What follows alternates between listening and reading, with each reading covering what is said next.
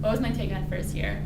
I loved it. My 1L experience was nothing like what the way people scare you into thinking law school is like. And I don't know if that was because of Santa Clara or because I was in the part-time program and I was surrounded by students that were professionals during the day, and so there just wasn't that much competition. People really wanted to help each other out and really wanted our whole class to succeed in law school. And so my year was really well balanced. I worked during the days at a restaurant nearby, and then I came to class, and I had class every evening for 3 hours, and I got really involved in campus activities. And I think Santa Clara really provides the opportunity to live a balanced life.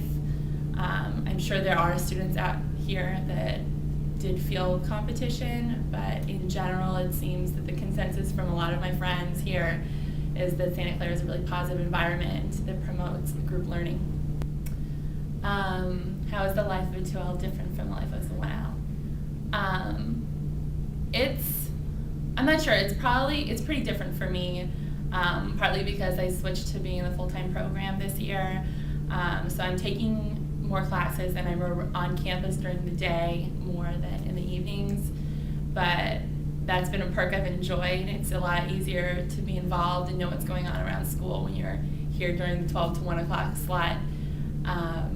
In terms of the classes, again, as a part-time student last year, I'm still taking some of the 1L courses. I'm still in civil procedure, and I'm still in con law 1 and 2.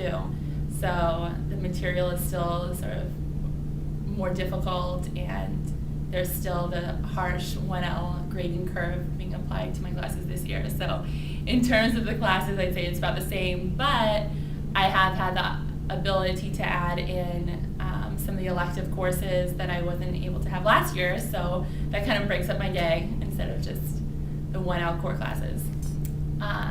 What is my advice for school work-life balance?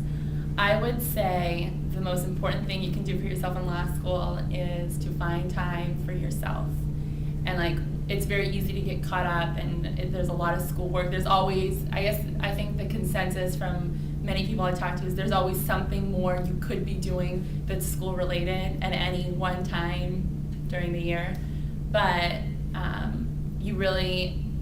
law school is a draining experience, and if you don't take the time for yourself and spend at least one day a week not touching the books, not thinking about what you need to do for school, but going to the gym or going on a hike or going out with friends, that's probably the most important thing you can do for yourself.